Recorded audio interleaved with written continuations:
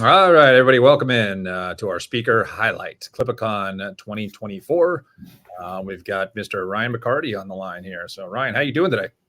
Doing great. Thank you, Matt, for having me. It's always a pleasure to see you and get to talk some shop. Looking forward to it. Yeah. Well, welcome back. This is your second year speaking at CLIPA Con. Is that correct? Second year speaking. Yep. First year was a great success, in my opinion. Yeah. But good turnout for my class, and met a lot of contacts, and hoping to expand on that and spread the knowledge. Yeah, and that's the nice thing about these events is the networking side of things. It's not just the coming to see you and speaking and things like that. It's the opportunity outside of it, the networking and the social events that we always put on. That's an opportunity to meet people and sometimes create relationships or businesses. Yeah, I would say the CLIPA side of the networking is pretty much unsurpassed. Like, just so easy to make friends and contacts that are doing the same thing you do. And every time I go to one of these, I come back and have meet these new contacts and friends and business acquaintances, and a lot of ideas being thrown around out there. So it's always great. It's really a good group. It is this, there's a lot of industries out there that you look at, the pressure washing, power washing, and there's a lot of animosity within the industry. And not to say that's not in the Christmas light industry. But people that are gathering at these events, they're really good people. I've met so many new friends over the years, and it's good opportunities to make those friends and connections, stuff like that. So I'm sure you did last year at the CLIPA Con in Sahara, at Las Vegas. But yeah, we're excited to have you back. Yeah, I would always say that the just the amount of open arms in the Christmas light industry and just the friendliness of it all is definitely nothing that I've experienced in other industries. And it's great that everyone is always willing to lend a hand or an ear or whatever you need. Yeah, exactly. So let's talk a little bit about you, Ryan McCarty from SoCal Lights. Tell us exactly what you guys do. It kind of says it in the name. I know what you do, but why don't you tell our audience what you do? For sure. It's actually Social Lights. Oh, I'm sorry. Don't get that confused. What did I say? SoCal? SoCal Lights. I don't know why I have like San Diego in my head, SoCal, Social Lights. Yeah, all ties in together. But we're based out of San Diego, which is SoCal. But so Social Lights is a company we founded quite a few years back. We spun it off of our Christmas light company that was originally called Delights of Christmas. We've now merged all three branches under one umbrella and just going under the Social Lights nomenclature. With the thing I'm going to be speaking about, particularly, we're going to be dealing with the weddings and event side of what we do, and how to start or grow that side of your business if you want to take go down this path. There you go. You jumped right into it. So let's talk about that a little bit more. That's a hot topic. It really is. It gives people the opportunity to expand outside just the holiday season. So you're going to teach them, what are the capabilities out there, which are obviously weddings. There's tons of weddings and things like that. What else can they expect in that? Yeah, exactly. I feel like it's a hot topic.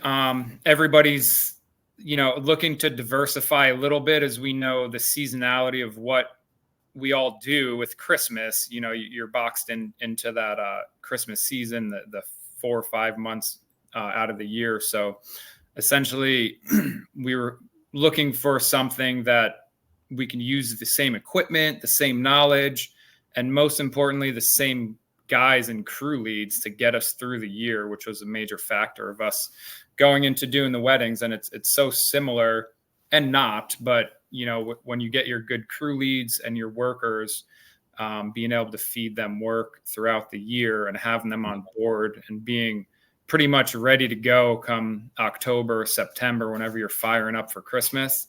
And they're not rusty. They've been polished up all year round, and they're chomping at the bit, ready to hit the ground running for that 6-7 days a week work that we offer with Christmas lights.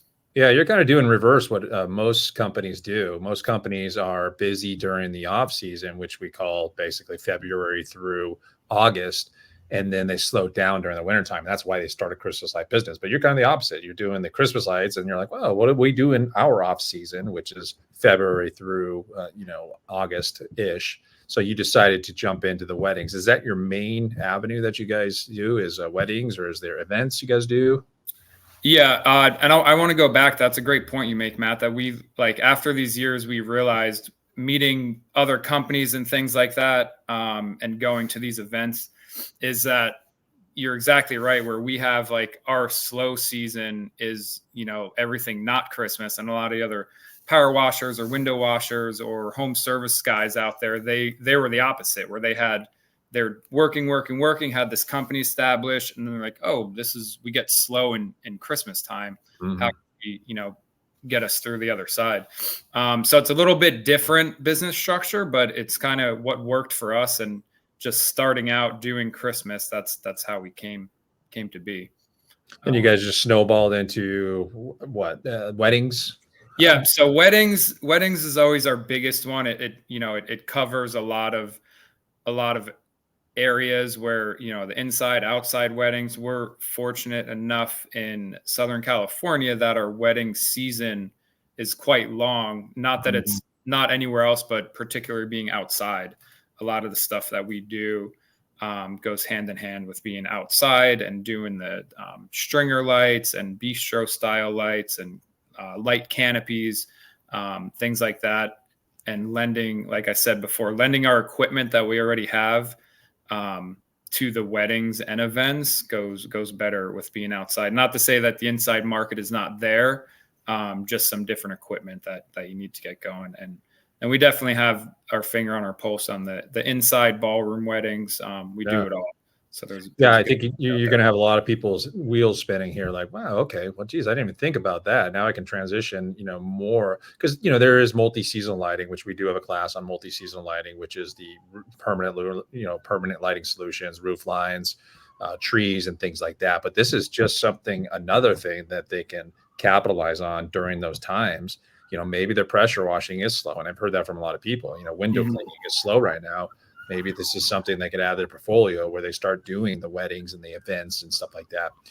How do you transition into something like that? I mean, you start, submitting your information out there. How do you get into your foot in the door with this stuff? Yeah, for sure. This is something, one of the topics we'll cover in my class, but it's really about, getting your foot in the door with the industry, however that is. A lot of our clients come from the wedding vendors, the wedding coordinators themselves. That's a big market to meet and greet and take out and get to know, because they're going to be your number one fans. And every bride is leaning into their wedding coordinator, asking them, who do you use? What should I do for this? When you're getting married, there's a lot of pressure on you. It's the biggest event that you're going to have in your life, that you've probably never thrown a bigger party prior to this. So the wedding coordinator is going to hold the key to everything that you want. And to getting good with them is the right step. In order to do this, there's in every city or whatever, there's wedding shows, and bridal bazaars is a big one down here in Southern California. But just wedding shows, kind of like what we're doing. It's, like a CLIPA conference, you're going to find the same things that are out there every different industry has them. And that was how we kind of got our foot in the door. And then just, doing the calls to the venues themselves. There's venues that have weddings 3 times a week, Friday, Saturday, and Sunday throughout the summer. So a lot of times if you get in with them, they'll set you up where it's like, hey, this is the only lighting supplier you can use, or you can pick between 3, and then you put your sales hat on and woo the bride, and then you get in with the venues, which is a great way to go. You guys operate under social lights through for Christmas as well? Yeah, so that's a new change. We officially did that, I guess this past year. We all went under the social lights umbrella, and we found that just kind of cornering ourselves into having Christmas in our name wasn't working for us, and we were running 3 different brands. So we figured social lights kind of strikes a chord, and you kind of, obviously lights is in the name. It's not Christmas specific, but it's kind of working out where we think it's better the brand was better. The recognition and all that around San Diego and Southern California was already here for the Socialites brand. So yeah, we're all operating underneath Socialites now.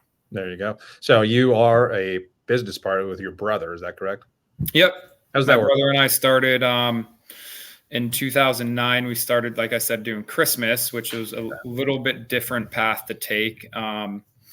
And then just been growing it since then and coming up with these ideas and, seeing what hits, and Socialites and the weddings and events kind of stuck, and it's going good. Yeah. Well, you guys are right in our backyard. We are competitors. We don't go up head to head against very often. Yeah. When you guys are doing your Christmas lights, holiday lights, what percentage are you guys doing commercial versus residential?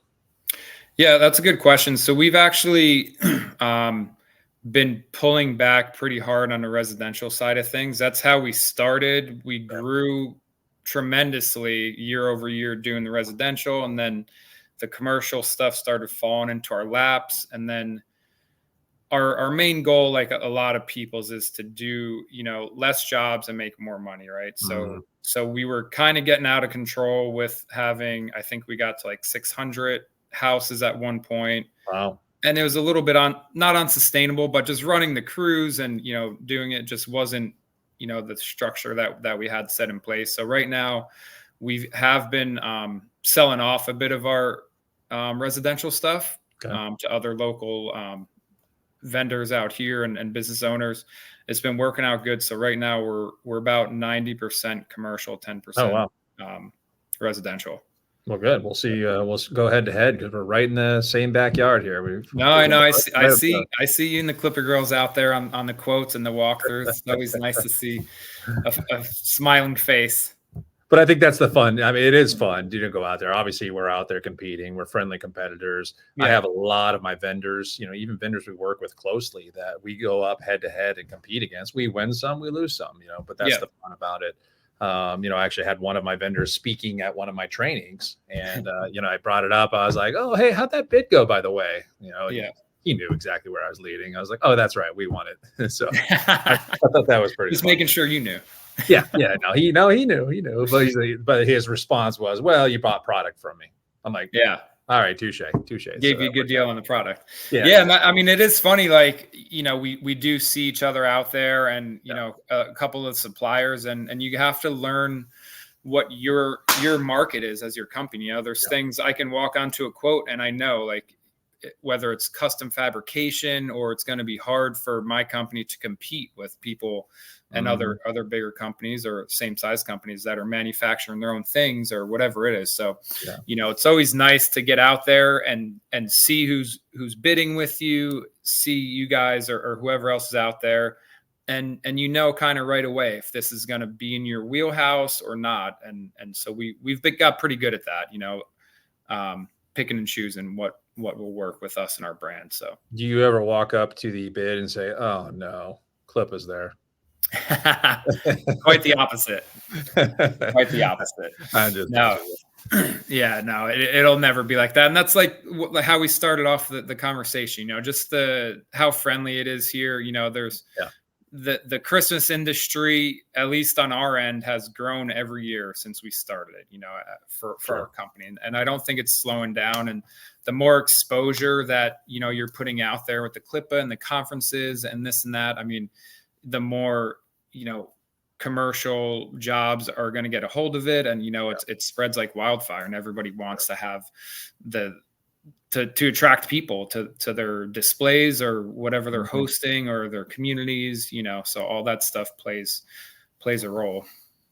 Yeah. And you've been doing this a long time as well as me. I started in San Diego back in '98. I started installing residential back in Rancho Santa Fe and all those Del Mar and all those fun areas. So I've got a lot of experience between the two of us here local in the market. So anything else you could say, about your topic that you're speaking on, just to draw people in? I think it's a phenomenal topic, and I'm glad we're having you back. I'm very excited to be back. If you guys are on the fence or if you're looking to diversify what you do, stop by and see me. It's a pretty, I scratch the basics of how to get started, what worked for us. I'll show some of the really cool installations that we get to do, which is unique and custom designs. But if you stop in and say hello and sit down for a class, I think it'll be very helpful if you want to learn some things about wedding lighting. One of the cool things being in San Diego, I'm going to bring some equipment, because we always have a ton of questions about equipment, right? What do you guys use? How do you hang the stuff? Do you have specs? And it's great to answer it all, and usually it'll go to email, but I'm going to try to bring some stuff down that just you can get a firsthand look, like, oh, this is what we hold our lights up with, or this is like a truss system. And just have a few different options that you can actually, touch and feel and be like, oh, actually, we have C9 spool like this. I can just put G40 bulbs in here and bring it to weddings. Yeah, there you go. So yeah.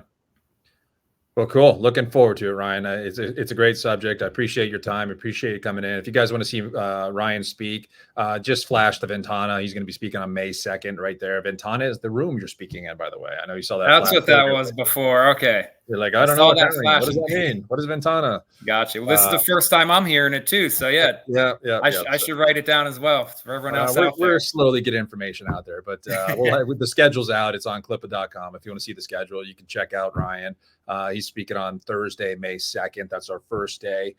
Very excited to have him. Looking forward to it. So if you guys want to join us at CLIPA Con, it's May 2nd and 3rd, coming up fairly quick here. So you might want to get your tickets while we have them. And we do have a lot of pre-show classes going on as well. So if you guys want to join us, we do have we've got a multi-seasonal lighting class I mentioned earlier. Make sure she flashes up the correct one. There we go. We got the multi-seasonal lighting. If you guys want to expand outside of the normal holiday season, which is typically September through January, February, we're going to teach you how to do that with permanent lighting solutions, roof lines, trees, all sorts of stuff. So all that event is going to be all multi-seasonal lighting. We also have a commercial sales boot camp if you want to tap into those markets and be like Ryan McCarty and start getting some commercial bids and stuff like that. We're going to teach you how to do that stuff. So this is going to be Chelsea's going to be out there. She's phenomenal. She's going to be teaching that class. We're going to have a few guests coming in to talk as well. So really looking forward to this class as well. It's going to be good. So send your sales reps if you want to join us. Make sure they got their phone ready, because she is going to put them on the phone. They are going to smile and dial. That's what I'm being told. So hopefully she does that, because I've told everybody that that's what she's doing. So when you're in this market, you have to. That's kind of how you go after commercial clients, is you have to smile and dial. It means get on the phone and just call.